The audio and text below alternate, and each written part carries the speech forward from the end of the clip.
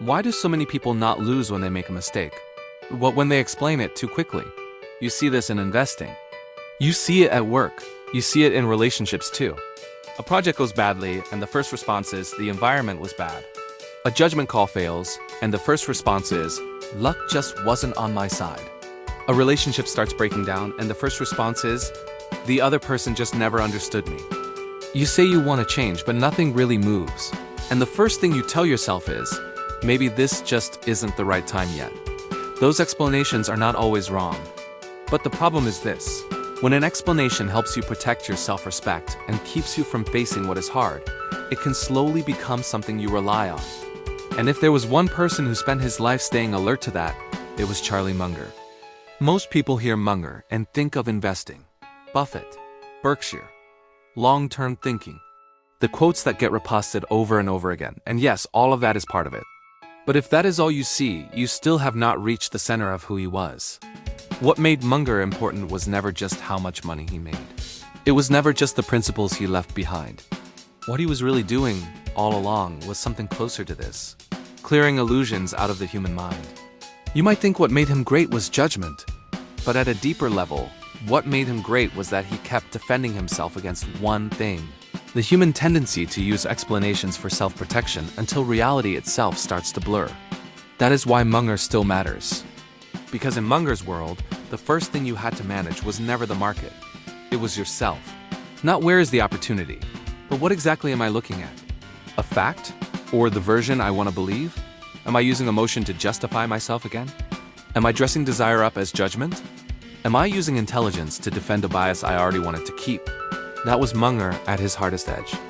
He was not first trying to teach you how to win.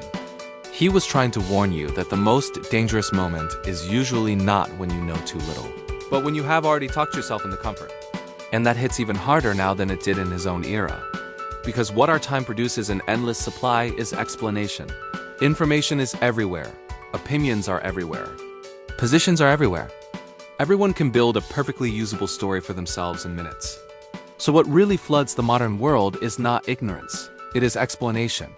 Everyone wants an explanation that sounds dignified, one that protects self-respect, one that lets them avoid admitting they were wrong, one that lets them keep feeling coherent without having to change anything yet.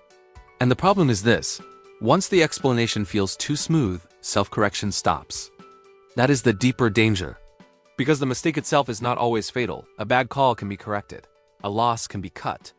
A relationship can be repaired. A direction can be changed.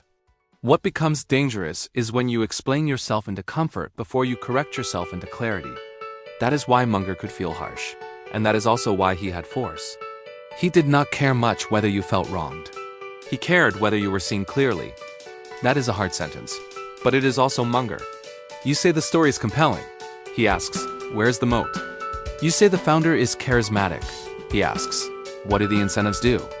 You say the industry is huge. He asks, who keeps the profits in the end? You say this time is different. He asks whether human nature is actually different, or whether people are just excited again. A lot of people call that rationality. That is true. But it is still not the deepest layer. At a deeper level, Munger was trying to protect himself from distortion. Not just from volatility, not just from being wrong, from being fooled by his own mind. That is also why he cared so much about multiple mental models. The point was not to sound well-read. The point was to stop one narrow perspective from becoming a servant of desire. Because if you look from only one angle, you can always find a reason to approve what you already wanted to do. But reality is not built from one discipline. And a company is not just a financial statement. It contains human nature, incentives, organizational habits, problems hidden in good times that show up in full during bad times. So when Munger looked at a business, he was never just asking whether it was cheap. He was asking whether it was simple, whether it could endure, whether it required constant anxiety to hold, whether an ordinary manager could run it without the whole thing falling apart. That is why he kept moving toward businesses you could actually sit with for a long time. Coca-Cola, See's, Candies, Costco. Put those companies in front of people today, and they do not look legendary. They are not futuristic. They are not flashy. They are not exciting. If anything, they look a little boring. And Munger liked that, because a lot of people buy stocks for stimulation, for narrative, for the feeling that this might be the big one. Munger was not buying stimulation. He was buying the kind of thing that could keep living year after year without needing performance. That was his idea of quality, not the most dazzling thing. The thing least likely to break. And that sounds like an investing principle. But it is also a way of looking at reality. Most people first ask how high something can fly. Munger first asked whether it would survive the fall. Most people are moved by the story. Munger pressure tested the story. Because he never forgot one basic fact. Human beings lie to themselves. And intelligent people often do it better. A lot of people assume intelligence moves you closer to truth. Sometimes it does. But intelligence can also create a different kind of danger. It can make you better at explaining yourself, better at packaging yourself, better at turning bias into judgment, desire into logic, impulse into vision. That is the real risk for smart people, not ignorance, but the ability to build a highly polished justification for what they already wanted to believe. Munger had almost no tolerance for that. That is why he kept telling people to invert, to study incentives, to assume they could be wrong, to stay away from things that were too hot, too fast, too intoxicating. Because in his mind, investing was not a place to prove how smart you were. It was a place to avoid being repeatedly exposed to the consequences of your own stupidity, and that idea reaches far beyond investing. It applies to ordinary life too. At work, a lot of people do not fail because they cannot reflect. They fail because they explain first. Before the review even begins, they are already writing the long message about context, about constraints, about how much they tried. The moment they are questioned, they start adding reasons, background, frustration, fairness, and sometimes all of that is true. But what should have been corrected gets buried under explanation. It happens in relationships too. A lot of people know they are pulling away. They just rename it. They call withdrawal clarity. They call distance maturity. They call emotional shutdown self-protection. And again, not all of that is fake. But there is a deeper question underneath it. Are you protecting yourself, or are you slowly losing the ability to stay close to anyone?